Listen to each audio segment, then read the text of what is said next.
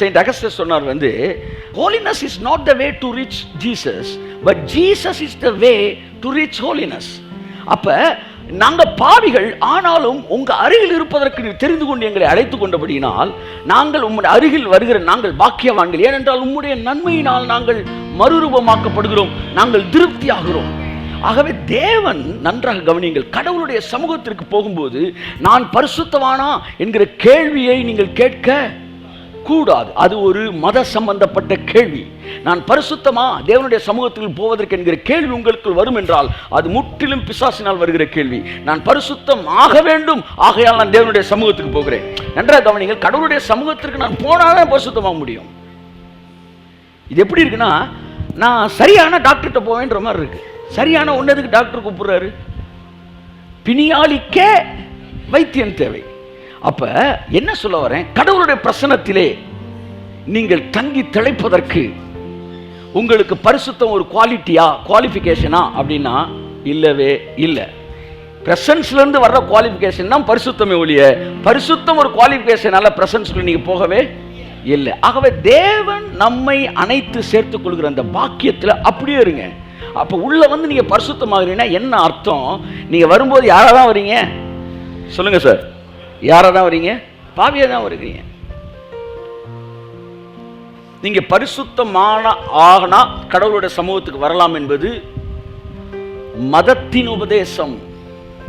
நீங்கள் பரிசுத்தமாவதனால் கடவுளுடைய பிரசன்னத்தில் உங்களை அவர் சூஸ் பண்ற கிடையாது. அவர் உங்களை சூஸ் பண்ணி, டே என் பிரசன் நான் எப்பவுமே உன்ட்ட பேசிட்டே இருப்பேன் சொல்லிட்டாருன்னு வச்சுங்களேன், நீங்க பாக்கியவான். ஏன்னா அவர் பேசுறத கேட்கிற ஒருத்தனால டிரான்ஸ்ஃபார்ம் ஆகாம இருக்கவே முடியாது. அதனால உங்களை என்னையும் அவர் சூஸ் பண்ணி தான் எடுக்கிறார். we are not elected, we are selected. we are not elected to be in his presence, we are selected. அப்ப தேவன் நம்மளை செலக்ட் பண்ணியிருக்காருன்னா என்ன அர்த்தம்னா, அங்க எலெக்ஷன்னா உங்களுக்கு தகுதி வேணும், செலெக்ஷன்னா அது அவர் விருப்பத்தில் எடுக்கிறது. அப்படித்தான் நம்மளை தெரிந்து கொண்டாராம். இப்ப நம்ம என்ன பண்றோம், நம்ம இருந்த பிரகாரமாக தான் ஒரு சமூகத்துக்குள்ள வர்றோம். You can enjoy the presence of God.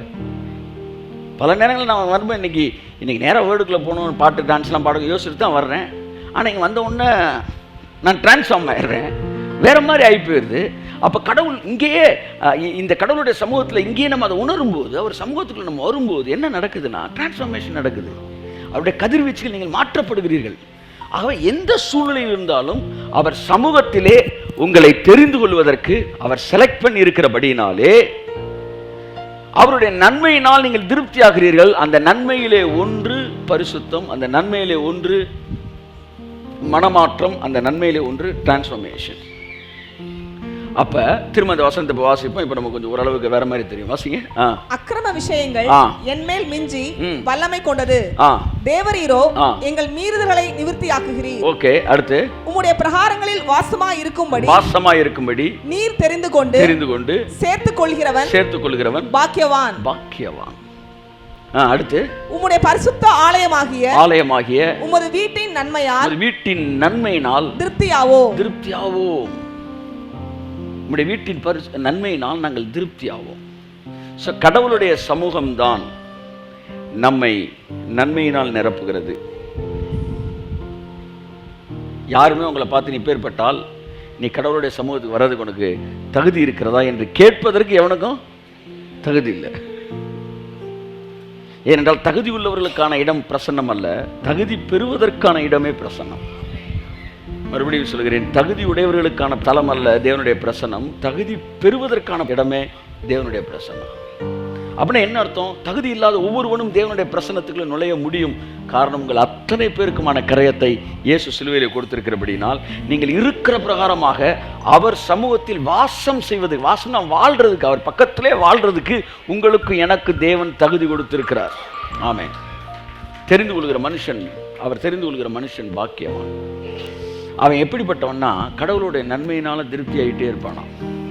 நீங்கள் சொல்லணும், ஆண்டவரே என்னை உங்கள் பக்கத்தில் வாழ்கிறதுக்கு என்னை சூஸ் பண்ணி என்னை உங்கள் பக்கத்தில் வச்சிருக்கிறதுக்காக நான் ரொம்ப தேங்க் பண்ணுறேன். ஏன்னா உங்கள் நன்மையினால் நாங்கள் திருப்தி ஆகிட்டே இருக்கிறோம். ஆமென். நன்மையினால் நாங்கள் திருப்தி ஆகிறோம். ஆகவே நண்புக்குரியவர்களே, கடவுள் பேசின பிறகு அல்லது உங்களை தொட்ட பிறகு, அவருடைய பிரசன்னத்துக்குள் வந்த பிறகு நீங்கள் பரிசுத்தமானாய் மாறுகிறீர்களா, இல்லை பரிசுத்தமாக இருந்தால் தான் ஒரு பிரசன்னத்துக்குள்ளே வரணுமா? இந்த கேள்வியை நீங்கள் வெறும் நாலேஜாக கிராஸ் பண்ணிட்டு போக முடியாது. இந்த இடத்துல ஆமாங்க இது வந்து லாஜிக்காக இதாங்க நல்லா இருக்குன்னு சொல்லிட்டு போகிறது இல்லை. இது உங்களுடைய அனுதின வாழ்க்கையை பாதிக்கக்கூடிய விஷயம். சார் 198 தடவை நீங்கள் ஜெபம் பண்ண வராத காரணமே, கடவுளோட பிரசன்ஸுக்கு வராத காரணமே நீங்கள் தகுதி இல்லை என்கிற உணர்வு தானே. இன்னைக்கு ஈஸியாக தலையாட்டி போயிடுறீங்க, ஆனால் உங்கள் வாழ்க்கையில் அது அப்ளை ஆகலே. நான் தலையாட்டுறதை பற்றி இங்கே பேசலை, உங்கள் லைஃப்பில் அப்ளை பண்ணுறதை பற்றி பேசிட்டு இருக்கிறேன். நீங்கள் பாவியாக உணர்கிற ஒவ்வொரு முறையும் தேவ சமூகத்தில் தைரியமாய் நுழைவதற்கு வேதம் உங்களுக்கு வழி கொடுத்திருக்கிறது, தகுதிப்படுத்தியிருக்கிறது. தேவனுடைய சமூகத்தில் இவன் பாவியாக போகிறானா அப்படின்னு நீங்கள் பார்க்குறப்பவே ஏதோ வந்து இவன் உள்ளே போய் பிதா பையில் இருக்கிற ரூபாய் பிட்பாக்கெட் அடிச்சிருவானான்ற மாதிரி பார்க்குறீங்க. ஒரு பாவி அவர் சமூகத்தில் போய் என்னத்தை பண்ணிடுவான்றக்காண்டி இவ்வளோ பயப்படுறீங்கன்னு எனக்கு தெரில. அவர் சமூகத்தில் போகும்போது அவன் மறுரூபமாக்கப்படுகிறான். ஸோ தேவனுடைய சமூகத்திற்கு போவதற்கு அதுக்கு முந்தின வசனம் தான் சொல்கிறாரு, ஜெபத்தை கேட்கிறவரே மாம்சமான யாவரும் உம்மிடத்தில் வருவார்கள். அப்போ மாம்சமான யாருன்னா அதில் பாவி இருக்கிறான், பரிசுத்தவான் இருக்கிறான், எல்லாருமே உங்கள்கிட்ட வருவாங்க சொல்கிறான். கையத்தட்டு வருது அவருக்கு. ஆமென். அவர் யார்? அவருக்கு பேர் என்னவா சொல்லுங்க? ஜெபத்தை கேட்கிறவர். பாவிகளின் ஜெபத்தை நான் கேட்க மாட்டேன்னு அவர் சொல்லவே இல்லை. ஏன்னா பைபிள் வேதம் சொல்லுது, உன்னிடத்தில் கேட்கிற எவனுக்கும் கொடு. அவர் தானே சொன்னாரு, உன்கிட்ட கேட்கிற எவனுக்கும் கொடுனார்ல. அப்போ உங்களை பார்த்து நீ எவன் கேட்டா எவனாலும் கொடுறா அப்படின்னு உங்களை சொன்னார்னா, அவர்கிட்ட கேட்கிற எவனுக்கும் அவர் கொடுப்பாரா மாட்டாரா?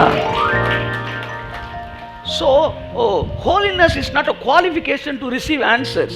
மறுபடியும் நான் வரேன் சார். ஹோலினஸ்ன்றது ஒரு பை ப்ராடக்ட் சார். அது பூ ஆகி பிஞ்சாகி காயாகி கனியாகிற ஒரு ஸ்பான்டேனியஸ் ப்ராசஸ். ஏதோ பாஸ் ஆகிறதுக்கு பரிசுத்தமாக இருக்கிறான்னா இவன் பெரிய டாவுன்னு அர்த்தம். ஏன்னா ஃபெயில் ஆனால் அவன் திரும்ப தம்ம போடுவான்னு அர்த்தம். இந்த மாதிரி ஏதாச்சும் ஒரு காரணத்துக்காக சரியாகிறாங்களே அவங்க எல்லாம் வந்து ஒரிஜினல் ஃப்ரூட்டு கிடையாது, இது ஃபுல்லாக ஆர்டிஃபிஷியல் ஃப்ரூட்டு. அப்போ தேவனிடத்தில் வருகிறனா, கர்த்தருடைய வார்த்தை உங்களை மறுரூபமாகட்டும். அவர் சமூகத்துக்கு நாம் போகிறதுக்கான கரையை எனக்கு பிதாவட்ட இயேசு கொடுத்துருக்கிறபடினால் அவர் சமூகத்தில் இருப்பதற்கு என்னை செலக்ட் பண்ணியிருக்கிறார். கைத்தட்டும் போது என்னை செலக்ட் பண்ணியிருக்கிறார், என்னை சூஸ் பண்ணியிருக்கிறார். எத்தான் புதிய ஏற்பாட்டில் சொல், முன்பு தூரமாயிருந்த நீங்கள் இப்பொழுது அவருடைய இரத்தத்தினாலே நீங்கள் சமீபமானீர்கள். நீங்க அவங்க யாருன்னா அந்த சங்கீதம் 65 வர்ற உம்முடைய பிரகாரத்தில் வாசமாய் இருக்கும்படி தெரிந்து கொள்ளப்பட்டவர்கள் பாக்கியவான்கள், அவர்கள் உம்முடைய நன்மையினால் திருப்தி ஆகிறார்கள். நீங்கள் எந்த சூழ்நிலையில் இருந்தாலும், எப்பேற்பட்ட ஒரு பாதாளத்தில் படுக்கை போட்டவர்களாக இருந்தாலும், கர்த்தருடைய பிரசன்னத்தை அளவில்லாமல் அனுபவிப்பதற்கு தேவன் உங்களுக்கு ஒரு மிக பெரிய கிருபையும் உரிமையும் சிலுவையிலே கொடுத்திருக்கிறார். One of the major blessing from cross is enjoying the presence of the Lord. Amen. Praise God. Rakarabalabianku. மதவாதிகள் இந்த ஆசீர்வாதத்தை இழந்து போகிறார்கள். ஆமா, மனமுடையவர்கள் அல்லது மதம் பிடித்தவர்கள் இந்த ஆசீர்வாதத்தை அனுபவிக்க முடியாது. அவங்க வந்து வேற ஒரு ரூட்ல தான் வரணும்னு பார்ப்பாங்க. நியாயப்பிரமாணத்தை மீறின போது கர்த்தர் சொல்றாரு, நான் உங்களுக்கு வைத்த அந்த வழியை நீ கை கொள்ளாமல் போனீர்கள். யாத்ராமல சொல்றாரு, அந்த வழி என்னவா இருந்துச்சு? நியாயப்பிரமாண வழியாக இருந்துச்சு. அந்த வழியை அவர் கை கொள்ளாமல் போனார்கள். அதனால் ஒருத்தருமே வந்து சேரல. புதிய ஏற்பாட்டிலேயே சொல்றாரு, நானே வழின்றாரு. அப்போ இந்த வழியின் வழியாக நம்ம பிதாவை எடுத்து, இந்த வழி என்னவென்றால் உங்களுக்கான கிரயத்தை கொடுத்து நீங்கள் கிரயமே இல்லாமல் கடவுளுடைய சமூகத்தை என்ஜாய் பண்ணும்படி அழைக்கப்படுகிறீர்கள். பேதைகளே நீங்கள் வாருங்கள், அப்படிதான் பைபிள் சொல்லுது. நீங்கள் வந்து புசித்து திருப்தி ஆகுங்கள். அப்போ ஒரு பெரிய விருந்து, அதாவது தேவ பிரசன்னம் ஆயத்தமாக இருக்கிறது. தேவனுடைய பிரசன்னம் ஒரு விருந்து போல ஆயத்தமாக இருக்கிறது. வழியோரத்தில் செல்லுகிறவர்கள், தெருவில் இருக்கிற ஊனர்கள், குருடர்களை பார்த்து you come and enjoy the feast, கையை தட்டு. அதை தான் நம்ம வந்து என்ஜாய் பண்ண, ஏன்னா உங்களுக்கான கிரயத்தை அவர் கொடுத்திருக்கிறார். ஆகவே தகுதியின் அடிப்படையில் அல்ல, இந்த உலகம் எல்லாவற்றையும் தகுதியின் அடிப்படையிலே வாங்கி வாங்கி பிதாட்ட வரும்போது தகுதியை தான் என்ன செய்யறான், எதிர்பார்க்கிறான். ஆனால் தேவனோ தகுதியின் அடிப்படையில் அல்ல. இப்போ என்னுடைய கேள்வி, நான் திரும்ப ரிவர்ஸில் வரேன். தேவன் வந்த பிறகு பரிசுத்தம் வருதா, பரிசுத்தம் வந்த பிறகு தேவன் வராரா? அதை மட்டும் சொல்லுங்க. அப்ப பரிசுத்தம் வந்த பிறகு தேவன் வராருன்னா, இப்ப இந்த பரிசுத்தத்துக்கு காரணம் தேவனா நானா?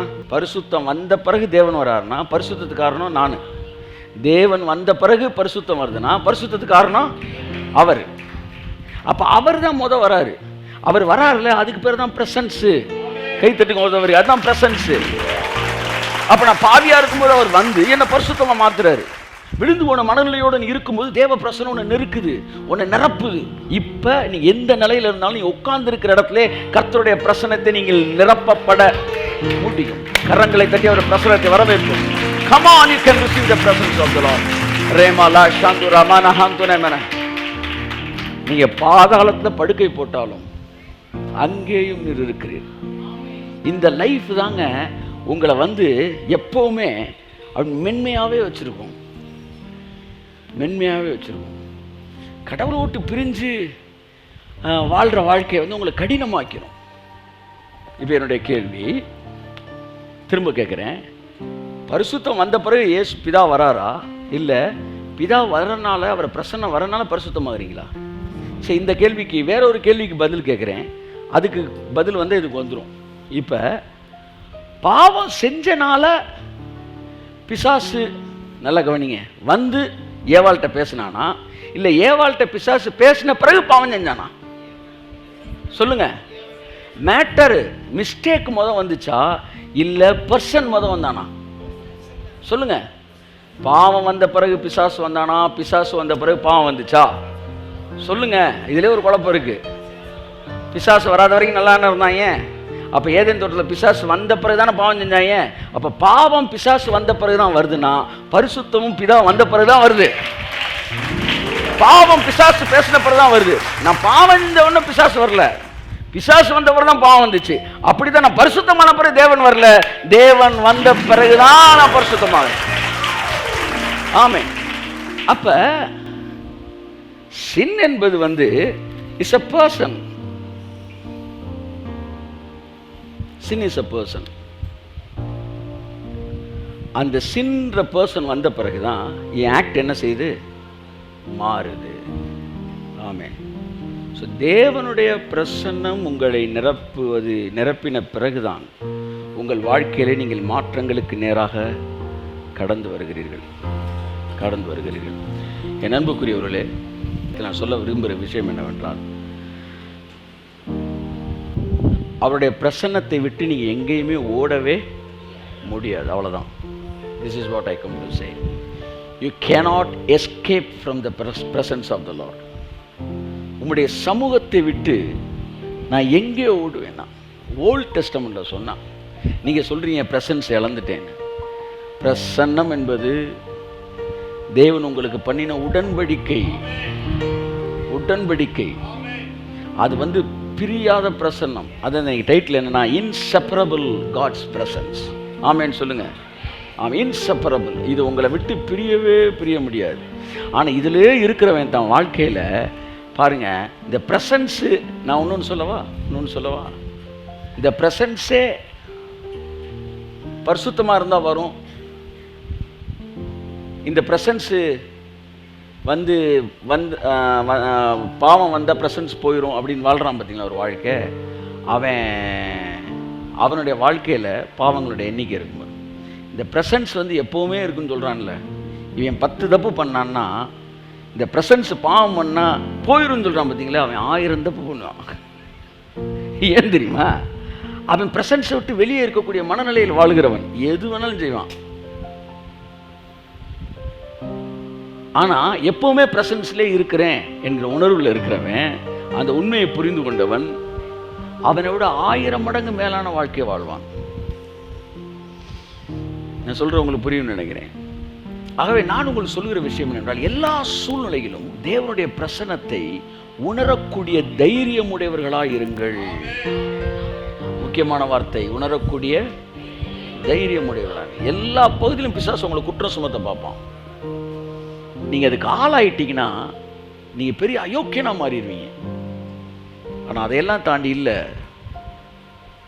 நான் அவர் சமூகத்தில் வாசம் செய்யும்படி தெரிந்து கொள்ளப்பட்டவன், நான் ஒரு பாக்கியவான், அவருடைய குரலை எந்நேரமும் கேட்பதற்காக நான் அழைக்கப்பட்டவன், என் மீது ஒரு சிறப்பு கிருபையை தேவன் எனக்கு கொடுத்திருக்கிறார் என்கிற மனநிலையில் நீங்கள் வாழும்போது உங்கள் வாழ்க்கை என்பது மறுரூபத்திலே தான் இருக்கும். Day by day you will be transformed. Minute by minute, every minute நீங்கள் டிரான்ஸ்ஃபார்ம் ஆகிட்டே இருப்பீங்க. ஸோ தேவனுடைய பிரசன்னத்தை உங்கள் வாழ்க்கையிலிருந்து எந்த சூழ்நிலையிலும் எதுவும் பறிக்க முடியாது. இந்த வார்த்தை உங்களுடைய ஆழ் மனதுக்குள்ளே போகணும், அதுதான் முக்கியமானது. அப்போ தான் எந்நேரமும் அவருடைய பிரசன்னத்தை உணரக்கூடிய ஒரு இடத்துல இருக்கிறீங்க. ஆமேன் ஆமேன். பிரசன்ஸில் இருக்கிறீங்கன்னா என்ன அர்த்தம்னா தூதர்கள் இருக்கிறாங்கன்னு அர்த்தம். கைதட்டுங்க. கர்த்தர் இருக்கிறாருன்னு அர்த்தம். அவரோட வார்த்தை இருக்குன்னு அர்த்தம். பரலோகமே உங்களை சுற்றி இருக்குன்னு அர்த்தம். இது சரியான ஒரு ஈர்ப்பு விசையில் உங்களை கொண்டு போகும். அத்தகைய பிரசன்னத்தை உணர்ந்தவர்கள் தான் எப்போ வேணாலும் அவர் சமூகத்தில் வந்து டான்ஸ் பண்ணுறவனாகவே இருப்பான். இந்த டான்ஸெல்லாம் வெறுக்கிறவன் யாருன்னா பிரசன்ஸ்லேயே இல்லாதவன். புரியுதா உங்களுக்கு? அவனுக்கு வந்து என்னென்னா வந்து என்னைக்காச்சும் ஒரு நாள் 5 வருஷத்துக்கு ஒரு தடவை சந்தோஷமாய் டான்ஸ் ஆடுவான். பாவம், ஏதாச்சும் வந்து கேம்புன்னு போனாங்கன்னா அந்த காலத்தில் கேம்பில் ஆடுவாங்க.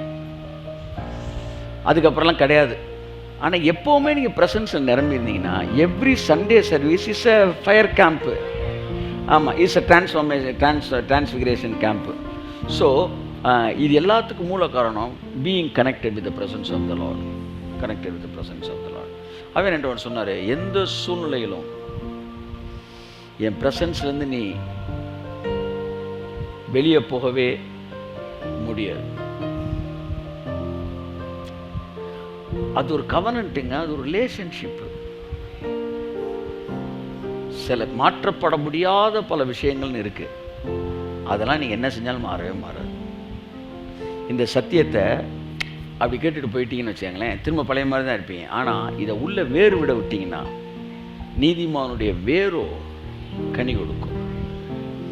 எந்த சத்தியம் உங்களுக்குள்ள வேர் விடுதோ அந்த சத்தியம் உங்களுக்கு கனி கொடுக்கும். ஆமென். வேர் விடணும், வேறு தான் கனி கொடுக்கும். சில விஷயங்களை மாற்றவே முடியாது.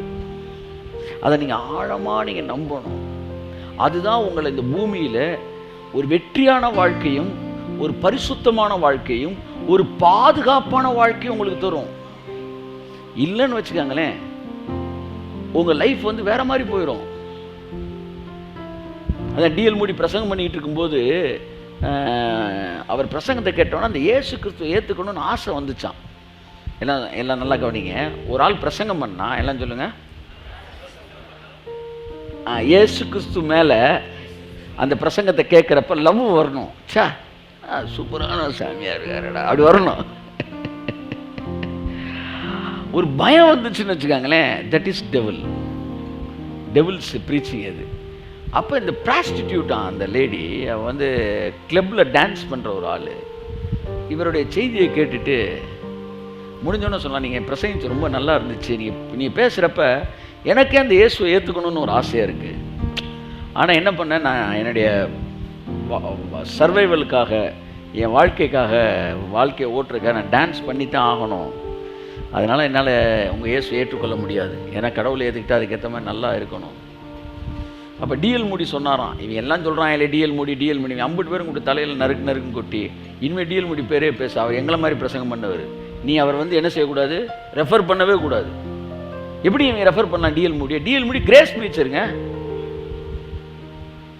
10 கட்டளைகளை பேசும்போது டிஎல் மூடி சொல்கிறாரு, இந்த 10 கட்டளைகளை தேவன் கொடுக்கும்போது இவன் இதில் ஜெயிக்கவே கூடாதுன்னு நினச்ச கொடுத்தாராம். அதனால 9 கட்டளை ஆக்ஷனில் கொடுத்துட்டு ஆக்டு, அதில் நீ ஜெயிச்சிருவ. ஆனால் 10வது தாட்டு, இதில் எவனும் ஜெயிக்கவே முடியாது. 9ல் ஜெயிச்சாலும் கொலை ஒரு ஆக்டு, டீடு, களவு, விபச்சாரம் எல்லாமே செயல், இதெல்லாம் செய்யாமல் நீ நின்றுடலாம், அட்டென்ஷன்னு. ஆனால் இச்சை அப்படின்றது தாட்டு. இந்த 9ல் தப்பிச்சவங்க கூட 10ல் விழுந்துருவானா. ஏன் நீ இந்த ரூட்டில் வரவே முடியாதுடா.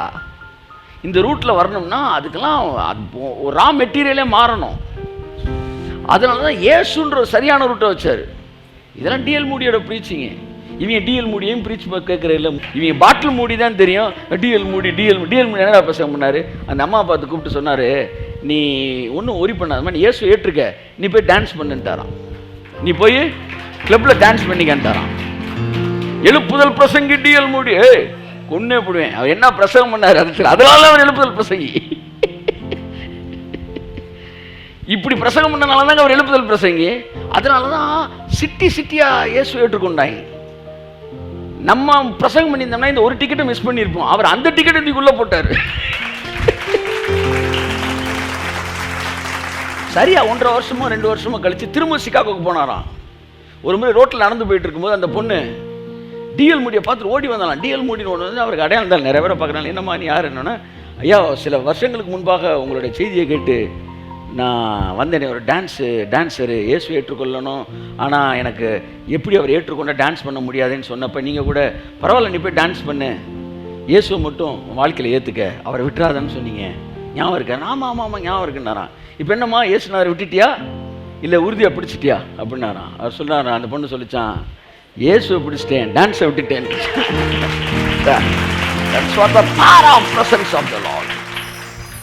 அவருடைய சமூகம் பாவிகளையும் அரவணைக்கிற ஒரு சமூகம். மத வெறியர்கள், மத எண்ணமுடையவர்கள் மிக மோசமான பாவங்களில் வாழ்வாங்க. ஆனால் பேச்சு மட்டும் பெத்த பேச்சா இருக்கும். பேச்சு மட்டும் பெத்த பேச்சா இருக்கும். ஆனால் செய்கிறதெல்லாம் அக்கிரமமும் அநியாயமும் ரகசிய பாவங்களும் அவங்க வாழ்க்கையில் இருக்கும். பேசுகிற மட்டும் அப்படியே வந்து யோக்கியம் வரேன் செம்பத்திக்கு ஒழிச்சு விடான்ற மாதிரி வந்து யோக்கியனா பேசுவாங்க. கண்டம்னேஷன் வேற பண்ற இந்த மாதிரி பிரசங்கத்தை. ஆனா அந்தரங்க வாழ்க்கை சாக்கடையோட மோசமா இருக்கும். ஆனா இயேசுவின் பிரசங்கங்கள், ஆமா இயேசுவின் பிரசங்கங்கள் வந்து பரிசேயர்களையும் சரிசேயர்களையும் வந்து என்ன சொல்ல வந்து இருதய பலவீனம் உள்ளவர்கள் வந்து இந்த படத்தை பார்க்க வேண்டாம்ன்ற மாதிரி இயேசுவின் செய்தியை கேட்க வேண்டாம்ன்ற மாதிரி சொன்னார். ஏன்னா அவருடைய செய்திகள் வந்து அவர் வந்து என்ன சொன்னார், வந்து பாவிகளுக்கு சிநேகிதராய் கருதப்பட்டார். அவர் சாப்பிட்றாரு, அவர் சொன்னா என்ன சார் வந்து உங்க இப்படி சாப்பிட்ற உள்ள போறது எதுவுமே திட்டுப்படுத்தாதியாடுறாரு. ஓசோ ரெசினிஸ் கூட சொல்லியிருக்க மாட்டாரு. உள்ள போறது எதுவும் திட்டுப்படுத்தாது. வாயிலிருந்து வெளியே பேசுற பாரு, விஷத்தை கக்குற பாரு, அடுத்தவன பாம்பு மாதிரி கொத்துற பாரு, அதுதான் அவனை திட்டுப்படுத்தும். இதெல்லாம் இவங்களால கிரகிக்கவே முடியல. ஆனா இவர் பேசினதெல்லாம் பாவத்துக்கு வழி திறக்கிற மாதிரி தெரிஞ்சிச்சு. ஆனா இவர் செய்தியை கேட்டவனெல்லாம் பரிசுத்தமாயிட்டே இருந்தாங்க. என்னுடைய உபதேசத்தை கேட்கிறதுனால இப்பொழுதே நீங்கள் சுத்தமானீர்கள். இப்போ ஆல்டர் காலிங்கே கிடையாது. ஏசுனார் பிரசங்கத்தில் ஆல்டர் காலிங்கே கிடையாது. ஆல்டர் காலிங்கிறது லீகலிஸ்டிக் பிரீச்சர்ஸ் தான். பிரசங்கத்தை முடிச்சுட்டு யாரெல்லாம் இயேசு ஏற்றுக்கிறீங்க, யாரெல்லாம் வந்து பாவத்தை அறிக்கைறீங்க, ஏசுனாருக்கு வந்து ஆல்டர் கால் சாங்டிஃபிகேஷனே கிடையாது. செய்தியை கேட்டுக்கிட்டு இருக்கும் போதே சுத்தமாயிடுவாங்க. 15 அதிகாரம் யோவான் 1ஆம் வசனம் சொல்றாரு, என்னுடைய உபதேசத்தை கேட்கிறது, நான் 3ஆம் வசனம் நினைக்கிறேன், இப்பொழுதே நீங்கள் சுத்தமானீர்கள். சுத்தம் என்பது உபதேசத்தை கேட்பது போது நடக்கிறது. அப்ப இவங்களுடைய பிரசங்கங்கள் எல்லாம் அலங்காரமாக இருக்கிறது, உயர்ந்த ரகமாக இருப்பது போல் இருக்கிறது. ஆனால் மனிதர்களை பாவத்திலிருந்து விடுதலை செய்யவில்லை. கிருபைக்கும் நியாயப்பிரமாணத்துக்கு மிகப்பெரிய வித்தியாசம்.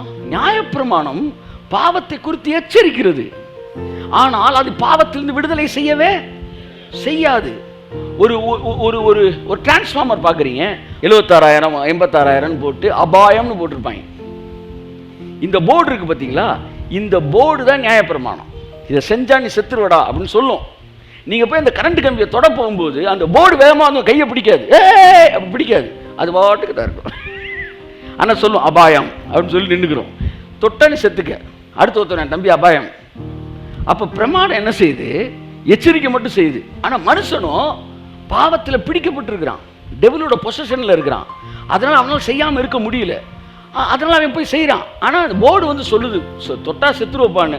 அவனுக்கு இந்த சிகரெட்டு பெட்டி மேலே போடுறான் இல்லைங்க, புகைப்பிடிப்பது உடல் நலக்கு தீங்கானது அப்படின்னு வாசித்து தான் பற்ற வைக்கிறான்.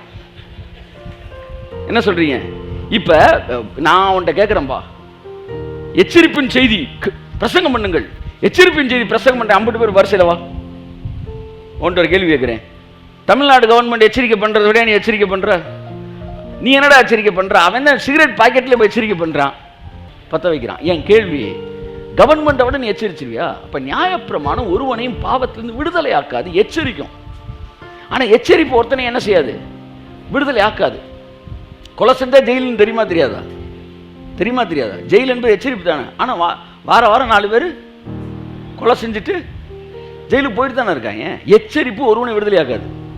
நியாயப்பிரமாணம் எச்சரிக்கிறது, ஆனால் கிருபையோ பாவத்திலிருந்து அவனை விடுவிக்கிறது.